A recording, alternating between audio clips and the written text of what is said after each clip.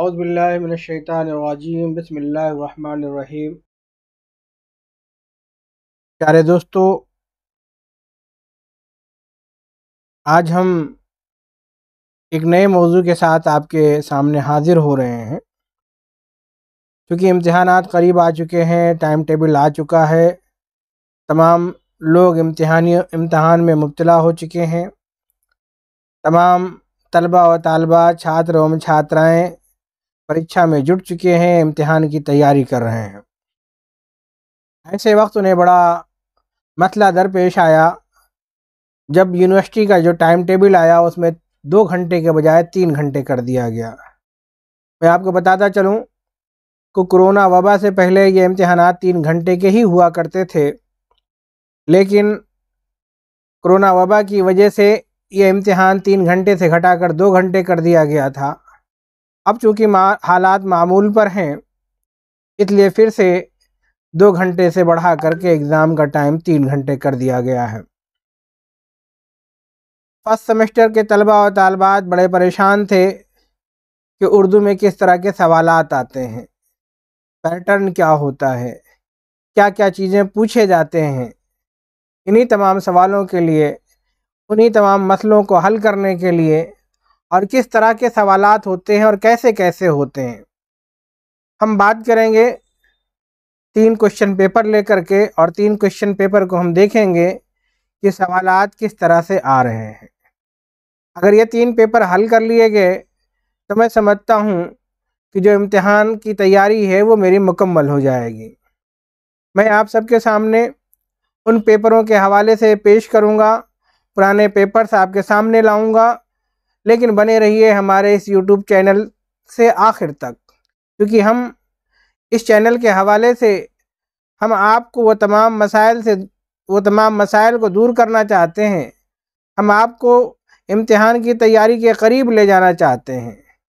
हमारा मकसद आपका वक्त लेना नहीं है, बल्कि आपके इम्तिहानात को आसान करना और आपके नंबरात को बढ़ाना है।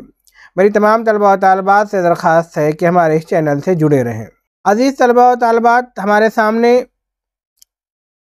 उस्मानिया यूनिवर्सिटी का ये क्वेश्चन पेपर नवंबर/दिसंबर 2020 का है, जिसमें टाइम आपको 2 घंटे दिख रहे होंगे और मैक्सिमम मार्क्स 80 मार्क्स का दिख रहा होगा। मैं आपको बता दूं कि ये टाइम को आप 3 घंटे कर लीजिए, मैक्सिमम मार्क्स 80 के 80 ही रहेंगे। और मैं आपको ये भी बता दूं कि उर्दू में क्वेश्चन या सवालात का कोई पैटर्न नहीं कम हुआ था, बल्कि सिर्फ टाइम कम कर दिया गया था। तो आपके जो सवालात होंगे वो सेम इसी तरह से होंगे, सेम पैटर्न यही होगा। एग्ज़ाम के 2 हिस्से होंगे, हिस्सा अलिफ और हिस्सा बे, और आखिर में जो हिस्सा है उसमें तशरीह के लिए दिया जाएगा। ये एग्ज़ाम उस्मानिया यूनिवर्सिटी का पैटर्न है। पहला जो हिस्सा है इसमें से 4 सवालात करने हैं, 5 मार्क्स के होंगे। इस तरह से ये पूरे सवालात 20 मार्क्स के होंगे। ये छोटे सवालात हैं।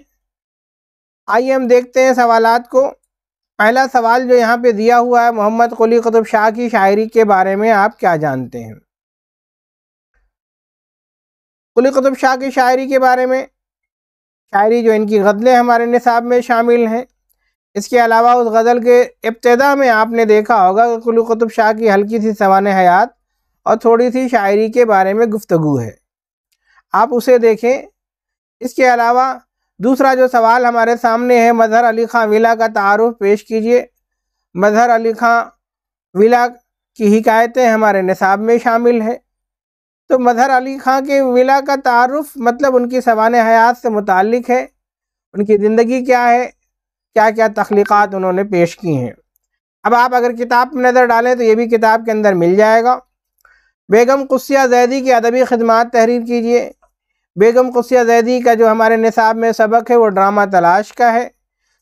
बेगम कुस्सिया की अदबी खिदमात जो है, ड्रामे के हवाले से जो इन्होंने खिदमात अंजाम दी हैं या अदब के हवाले से जो इन्होंने खिदमात अंजाम दी हैं, उस पर रोशनी डालने के लिए कहा जा रहा है। 5वां सवाल है, वली के सफ़र दिल्ली की अहमियत बताइए। आपको मालूम होना चाहिए कि वली ने दिल्ली का सफ़र किया था। उस सफ़र के बाद से ही दिल्ली में उर्दू के राहें हमवार हुई थी। वली की गज़लगोई भी हमारे निसाब में शामिल है, 2 गज़लें वली की हमारे निसाब में शामिल हैं। इसी तरीके से हमारे निसाब में एक सिन्फ है सफ़रनामा।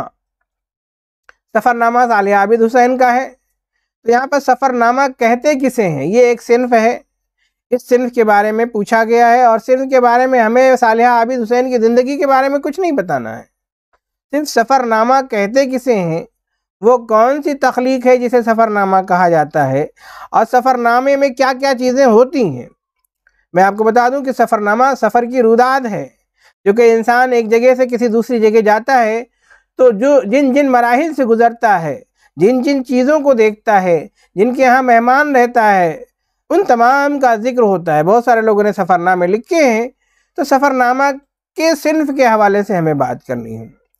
7वां सवाल जो हमारे निसाब में है, नज़्म बारिश का खुलासा लिखिए। बारिश का जो है नज़्म पढ़ाई गई है, एक मंज़र बयान किया जाता है बारिश का, उसके बारे में आपको अपने अल्फाज में बयान करना है। 8वां सवाल है, अकबर इलाहाबादी की शायरी की अहम खसूसियात।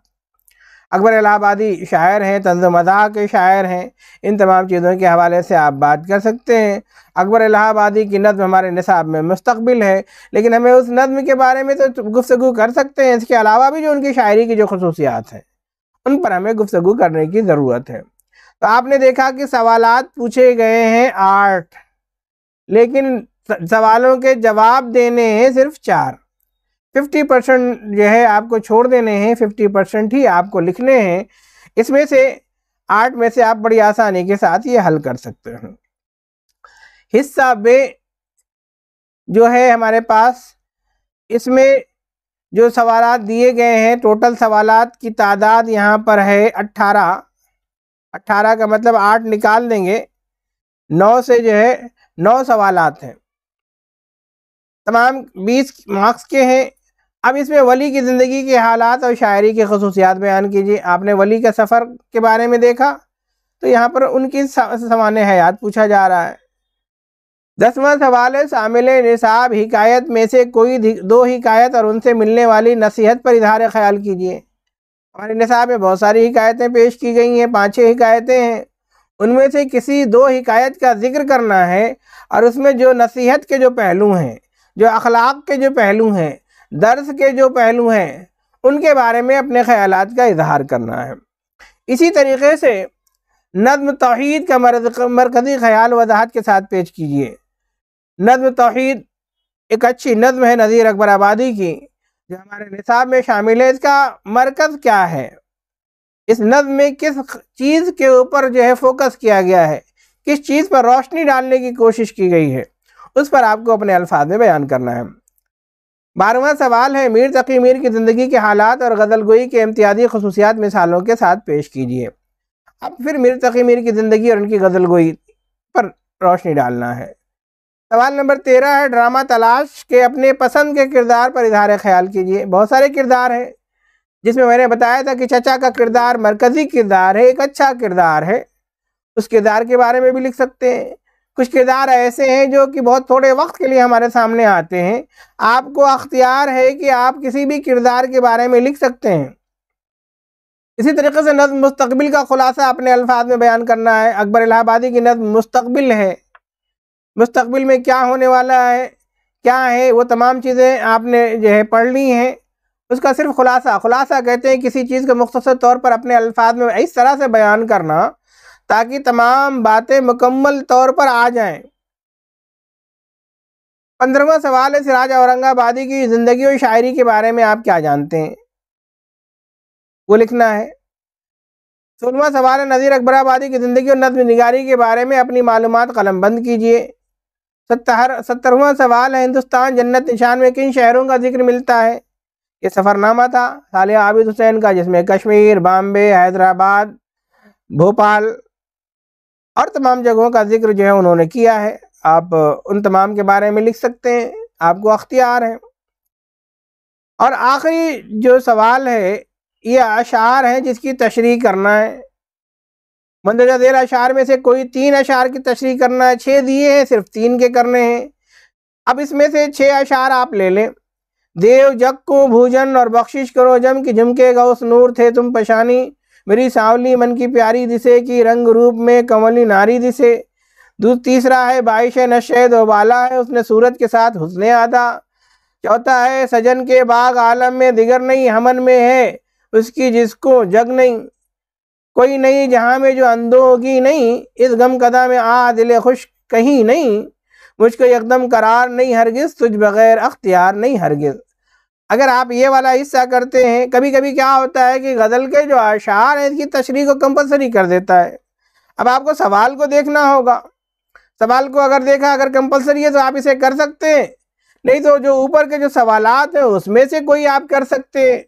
और जब भी आप तशरीह करेंगे किसी भी जो है अशार की, तो आप इस बात का जो को ध्यान में देना है, आपको मद्देनज़र रखना है कि जो आप जिस शेर की तशरीह कर रहे हैं उसके सियाक़ व सबाक़ को लिखना है, उसकी तशरीह करना है और उसके शेरी महाशिन को बयान करना है। ये तमाम चीज़ें हमें हेडिंग डाल करके करना है, सुर्खी लगा करके करना है, ताकि इसका असर हमारे मुम्तहिन पर अच्छा पड़े।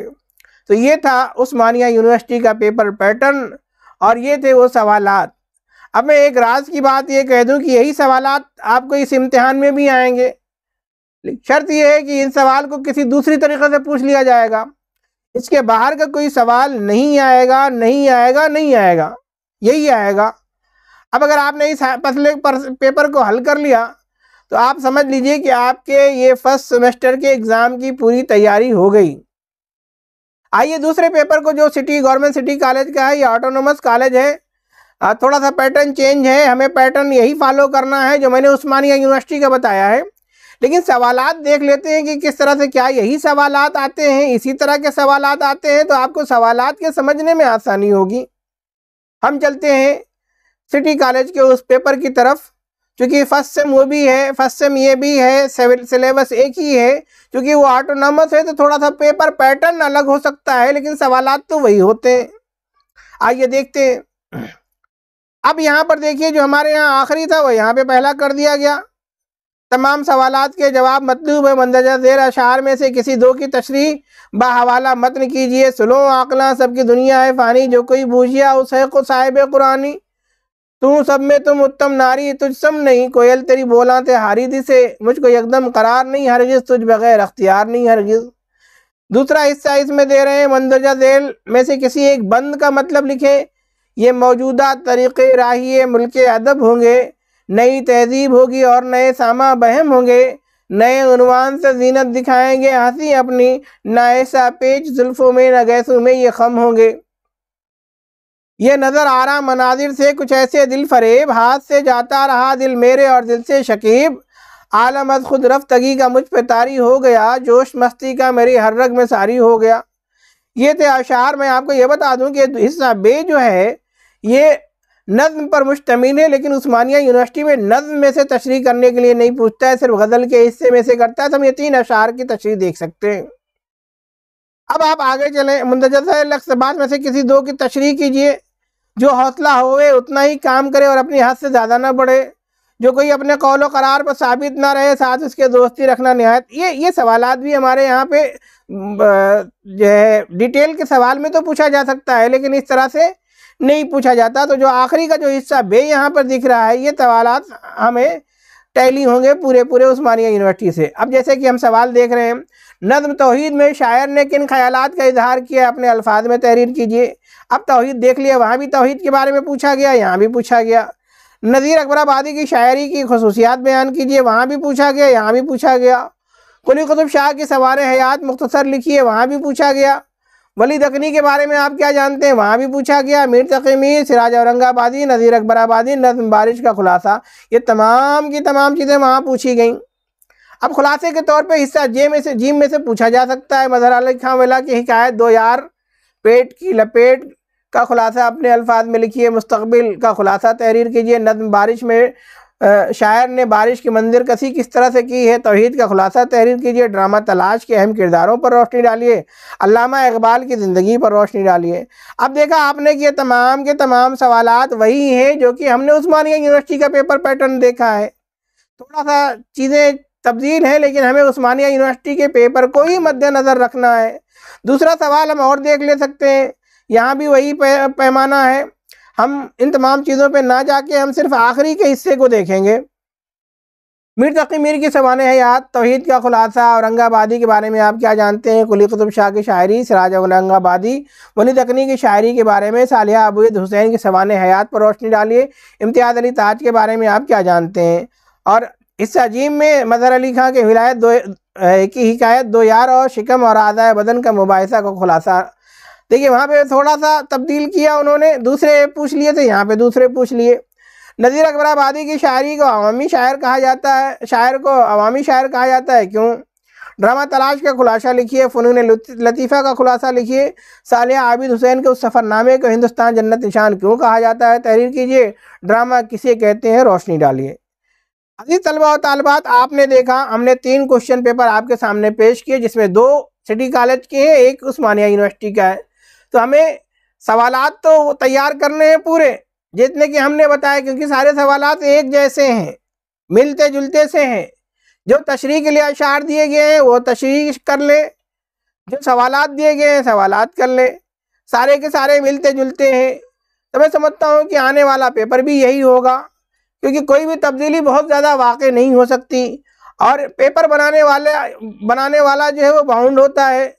हर सबक में से कोई ना कोई सवाल आपको बनाना ही होता है, क्योंकि पैटर्न होता है वो कि हर सवाल को कवर होना चाहिए, पूरा सिलेबस कवर होना चाहिए। क्योंकि उर्दू का निसाब छोटा है, इसलिए हम उसे छोड़ भी नहीं सकते।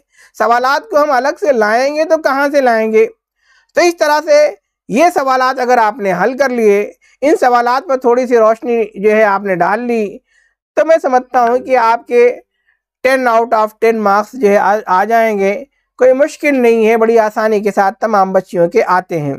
तो ये जो सवालात, इन सवालात को हल करिए और बने रहिए हमारे साथ नई नई मालूमात के लिए, नई नई चीज़ों के लिए, नए नए पेपरों के हल करने के लिए। मैं आपके लिए हूँ और ये चैनल हमारा परवाज़ दक्कन आपको परवाज़ दिलाना चाहता है।